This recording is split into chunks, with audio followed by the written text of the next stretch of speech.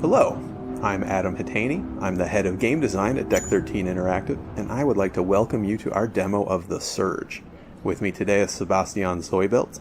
He'll be doing the driving today. But before we begin, I'd like to give you a quick summary of our game. The Surge is a hardcore action RPG with a focus on tactical melee combat. We're in a dystopian near-future version of Earth. You can see here from the surroundings, things are a little broken up. In our game, global warming and ecological problems have advanced to crisis levels in the world. Likewise, the global economy is in shambles, so regular men and women are in a lot of trouble. It's really difficult for people to find work, so our hero, Warren, is lucky to have found a job at all, particularly at a company like Creo, which is dedicated to solving the world's ecological problems.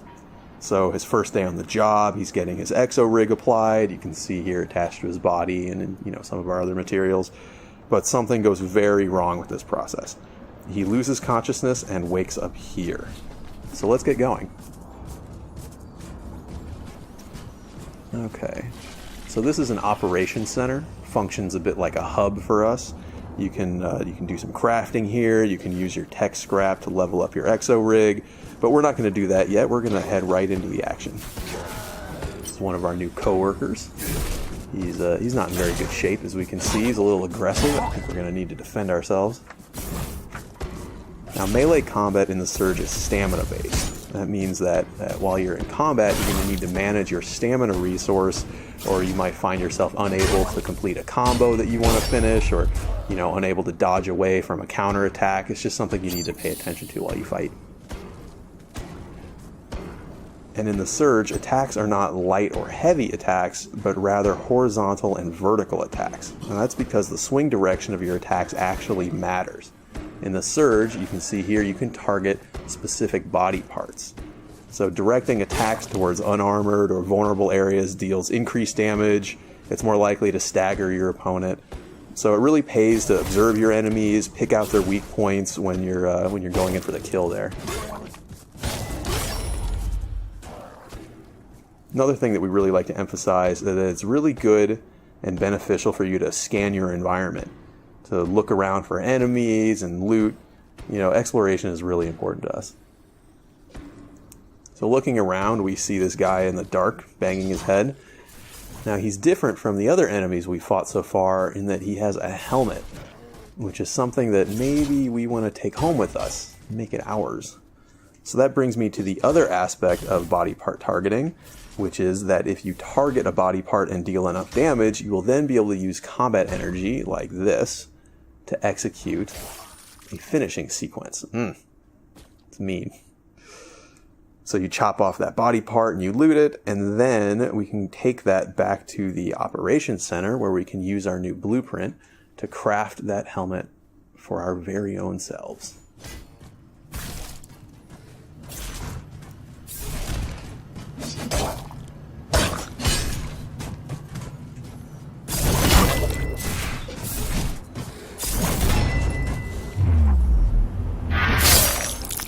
That's not very nice. So moving further into the area here, you can see that we don't have just humanoid enemies. We also have a variety of robotic enemies. Many of these will also have limbs that can be chopped off. This could give you various rewards, new implants, new weapons, things like that. But these disassembly drones are more simple. They don't have different body parts. They're just trying to chop you up. But we're not going to let them do that. And what is this? You see something in the rocket shell over here. Okay, this is also a new blueprint. So when we return to operations, we'll be able to craft the security staff as well. Looks like we're not able to go through that door yet, but there is an overcharge station nearby. So overcharging allows you to channel the core power of your exo rig to overload some circuits. Sometimes that'll open doors, sometimes that will add power to places that had no power. And sometimes it will allow you to be jumped by a giant robot dog. You can see here the robot dog is a little bit of a mini boss for the purposes of this demo. It's much more aggressive than the other enemies we fought, deals a lot more damage, but you can see it also has a weakness. If we punch it right in its robot eye when it's leaping at us, we can actually interrupt it and then score a follow-up attack of our own.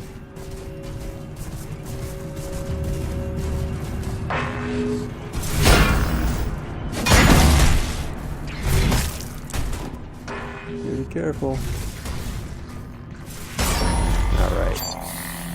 Now that we have him taken care of, we can explore the warehouse a little bit more. Oh, maybe he'll be friends. No, I guess not. I guess he doesn't want to be friends. Something that's really important to us is that all of our enemies have purpose in the world. You can see that these guys, they have a heavier rig, they have these forklift weapons. You know, they really fit in the area that they're found. They're kind of like these mover, loader employees, but the way they yell and attack you shows that there's something still a bit wrong with them. So up here is an exo lift. Why don't we try that out? Or we will not. We will deal with our friend here, and then we will use the exo lift. Our two friends.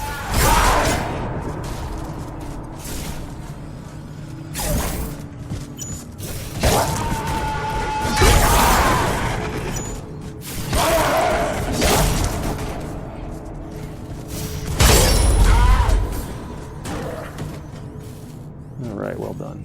2 for 1. Okay, so an exolift, it's the way that Warren can reach different vertical areas, can go higher or lower. It functions very much like a ladder, but we think it's cooler.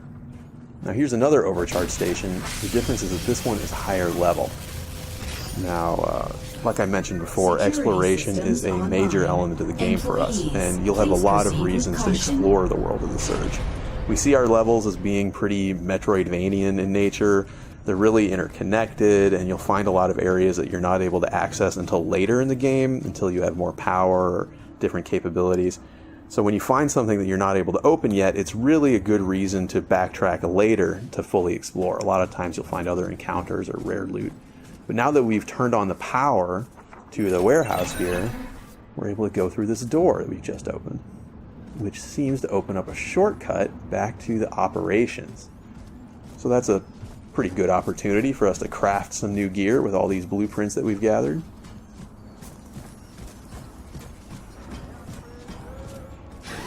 This is not a scheduled break time. I think it is a scheduled break time, thank you. So up ahead here is a med bay. This is what allows you to use your tech scrap to power up your exo rig. It heals you, of course. And then here we have a crafting station, so let's use that. Okay, so we see the blueprints that we've acquired so far. We see the helmet, we see the staff. Let's go ahead and make these things. Let's make a staff, make the loader weapons. And this is really the core gear loop for the game. You know, you cut off pieces from your enemies, you learn the blueprints, and then you use those to craft new equipment for yourself. So let's go ahead and try on some of these things that we've crafted. Security staff, loader weapons, sweet new helmet that we got before, and we also have this armor piece. Now, this particular piece of chest armor will illuminate in the darkness. It casts these bright lights. It helps you to see, helps you to find enemies and find loot. You know, other armors will, do things like protect you from environmental hazards. So it's really important for you to experiment with different pieces of equipment, see what sort of special effects they give so that you know how to approach all the challenges of the world in the most effective way. So like I said, we can use tech scrap at the med bay to level up our core power. Looks like right now, yeah, we don't have enough to get a full level up yet, but that's okay because now we've banked that tech scrap so we don't lose it when we die. And then we also have the implants, which I mentioned before. So implants can have passive benefits. They can also be active injectables like Sebastian has been using to recover his health when he's low. But all implants use different amounts of core power. So as you play the game, you really have to sort of balance the core power requirements and your total core power against the your personal gameplay style and the sort of effects that you think are most important. Alright, so why don't we head out and try some of these new toys that we've made. Be careful out there. Okay, so this is the way we like to do cutscenes in the Surge. you don't like to take control of your camera, you know, you make the cutscenes all part of the movie. What that means is that whether you watch them or not, they're always just going to occur around you, and whether you pay attention or not, it's really up to you. Sometimes we'll offer a context camera so you can have a more cinematic view, but it's never required. It's always your choice.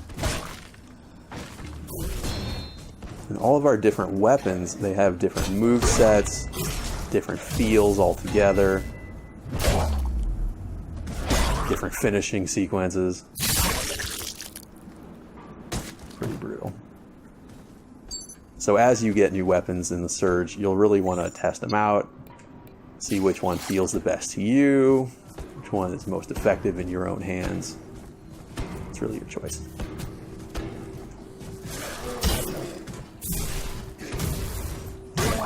See, the loader weapons are a bit faster, more agile, a little more combo-y, but also pretty brutal. Okay, so now that we're more comfortable with these new weapons, why don't we go back through the shortcut and see what's on the other side of things.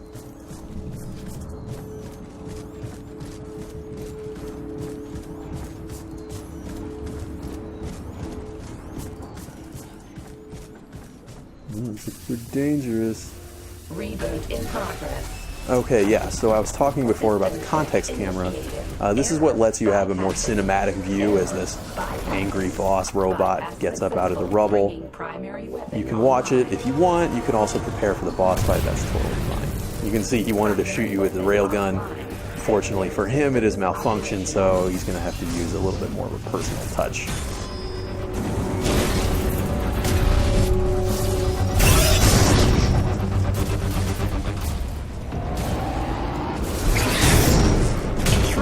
Sebastian is assuming that we're not actually dealing damage to the boss's real health, but we are increasing the threat analysis meter. So I guess we should figure out what happens when the threat analysis is full.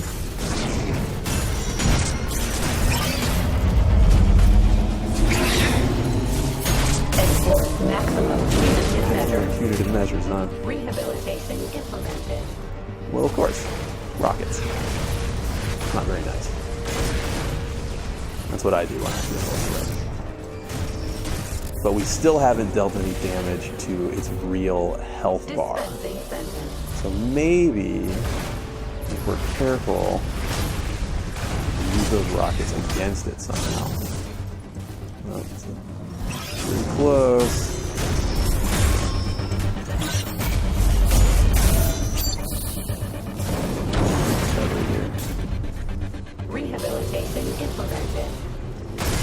Okay, there we go. So now we force it to be hit by its own rockets. We're able to target its armor piece, knock it off, and then give it a good solid punch right in its robot brain, which has dealt some real damage.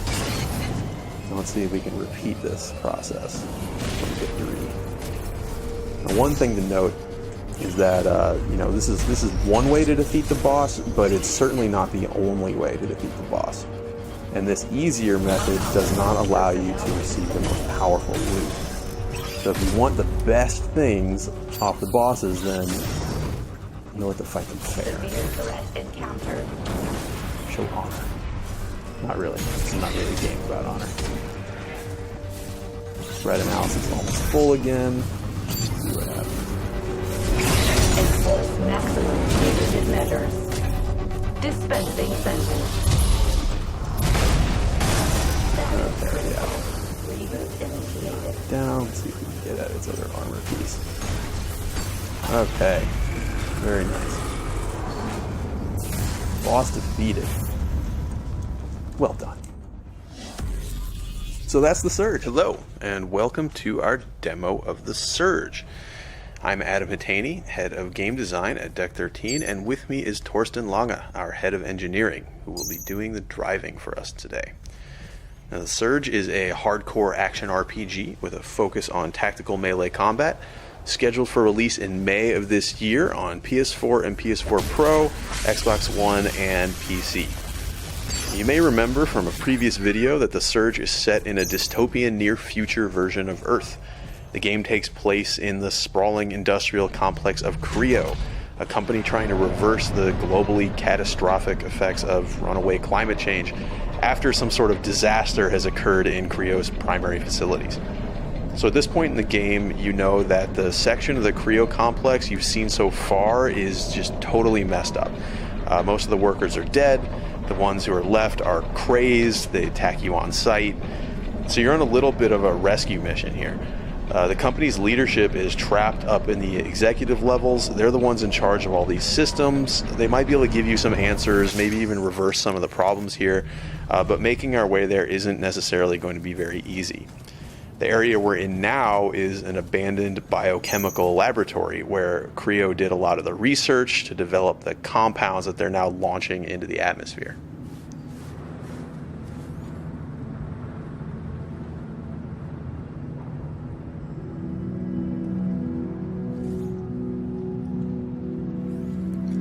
So combat in the Surge doesn't use light and heavy attacks, but rather horizontal and vertical attacks. And the reason for that is because we can target specific body parts of our enemies.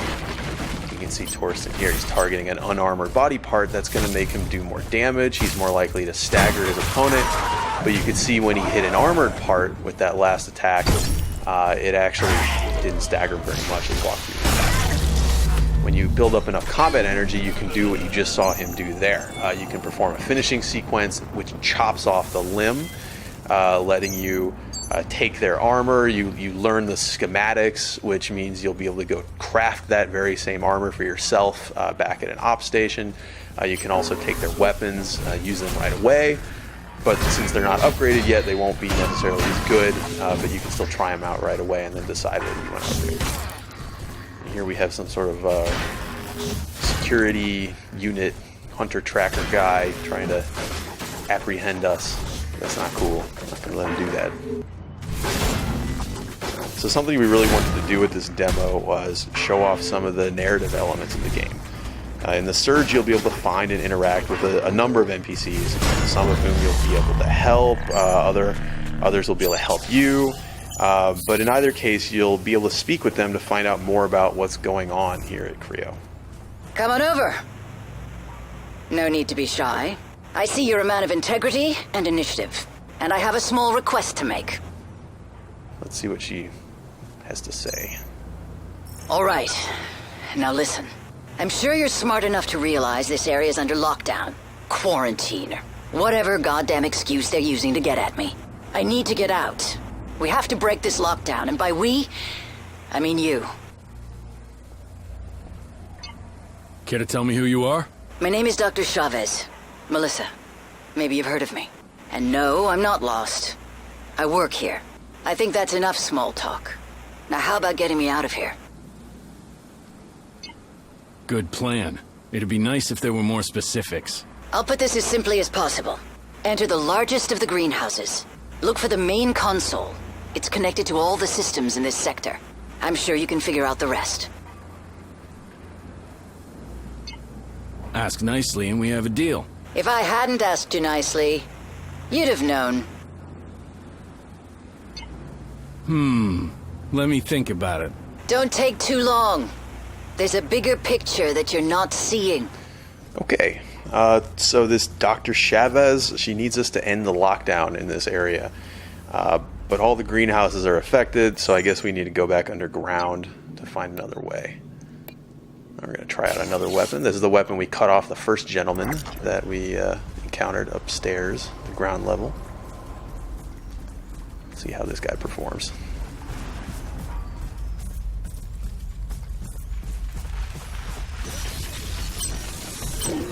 Okay, so again we're targeting an unarmored body part.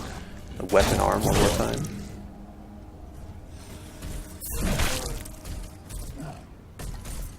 So you can see this plays much more differently from the staff.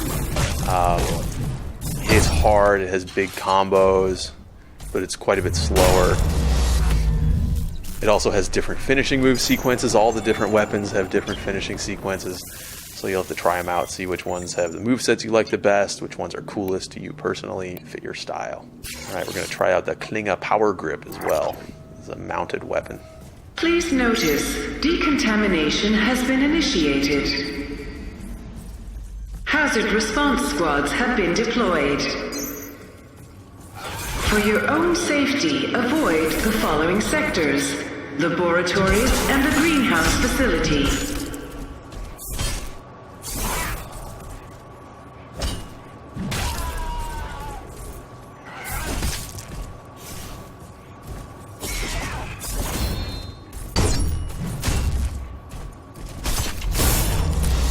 Okay, so this time we damaged an armored body part. We got the weapon, and then we also got the wrecked gear for that particular piece of the body, the arm gear, rhino arm gear. So we'll be able to craft that later. And we also picked up an implant. Implants are really important in the Surge. Your exo rig has a certain number of implant slots that you can equip them in. That'll increase the more core power you build up, the more times you level up. And then they all also consume a certain amount of core power while you're using them. So you'll have to decide whether you prefer more passive benefits, more health, more stamina, or more active things like the heals you've seen Torsten using, instant energy boosts, combat damage boosts, things like this. You just have to make those choices for yourself.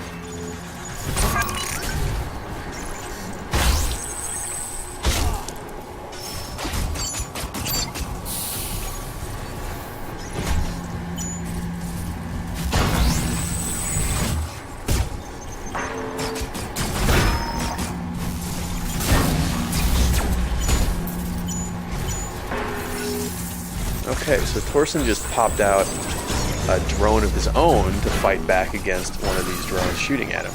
Now, we mentioned before that we would have a ranged combat system, and that's exactly what this is. So your drone, it can be equipped with a number of different ability modules, things that let it do different stuff.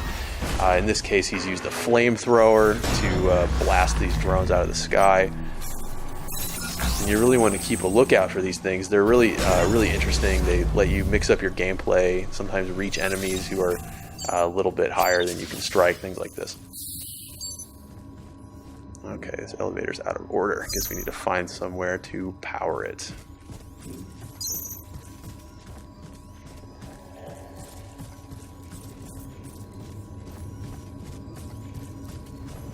Like a security door.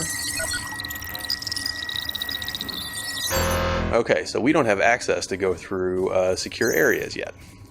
We have to get that later and then come back and see what's behind there. It's something that I mentioned in our last video, actually, about the Metroidvanian level design elements that we try to use as much as we can. There's a lot of areas that you'll come across that you won't be able to access the first time that you find them, but when you get the capabilities to access them later, we want you to be compelled to come back and explore those areas. So later, when you have a security-equipped rig that can pass these authorization checks, then you can come back to this area and see what's behind that locked door. Similarly, with the chest you saw him try to use there, it has a core power level of 80 required to overcharge, which means that you're not enough to do it probably the first time you come through this level. But later, when you're higher level, you can come back and open that thing and maybe get something nice inside.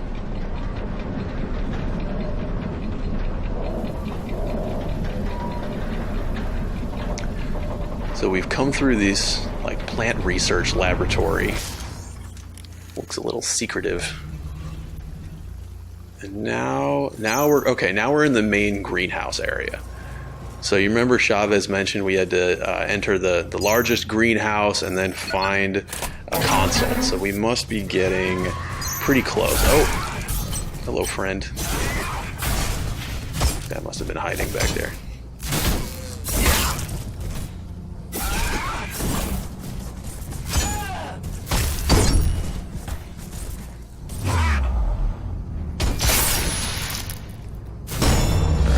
Leg now, so we'll be able to craft that scarab leg gear when we go back home. See Torsten cycling through some of these drone implants.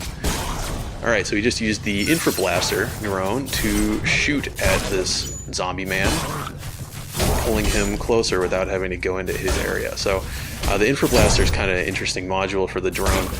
It actually doesn't cost any energy to use, in most cases, so you can always pull an enemy closer to you, but if you have energy, it'll use that energy to deal a good amount of damage. So you can always use it, but you get a bonus if it uses energy.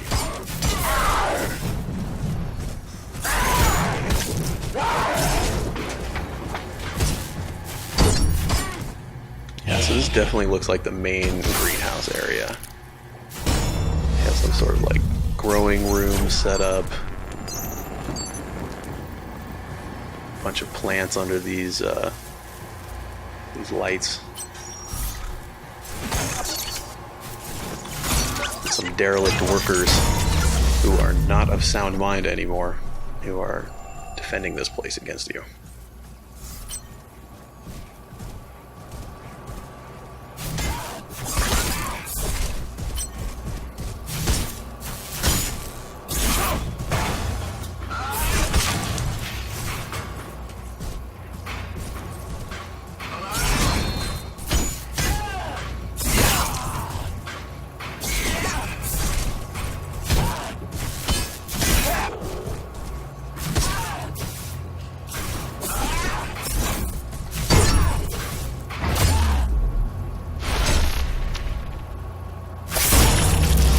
That's not very nice. Not a nice thing to do.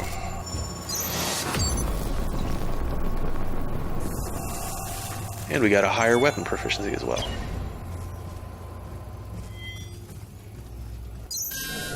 Okay, so we found the main console. Deactivated. Reinitiating systems. Looks like we've deactivated the lockdown. Access restrictions for this sector have been revoked. Please go back outside and we can swing around and see what else Chavez has to tell us. Oh, but we have some new friends out here. This must be the hazard response squad that was mentioned in that announcement while we were underground. But they appear to consider us contaminated and in need of cleansing by fire, I suppose. You got to be careful with these guys. The guys who shoot the gas canisters aren't all that dangerous by themselves. Their gas canisters will deal damage while you're in the radius, but with the fire guys, they're quite dangerous. So the gas there is flammable, and it'll explode if a flamethrower touches it. And so the way to deal with this, as you can see, is to split them apart a little bit. So Torsten is using the concussive module on his drone to knock these guys away from each other, give himself a little room to work. The explosions will hurt the enemies as well, but you can see they're kind of equipped to handle this sort of thing, so it would hurt you a lot more. These guys have a weakness, it looks like. Boom. So their fuel tanks are a vulnerable spot. And if you can get in there, take advantage of it, then you can make them pay. Okay. Threat dispatched. Well done. So, that's The Surge. It's a hardcore action RPG, like I said before, with a focus on tactical melee combat, releasing in May on PS4, PS4 Pro, Xbox One, and PC. Thanks again for watching.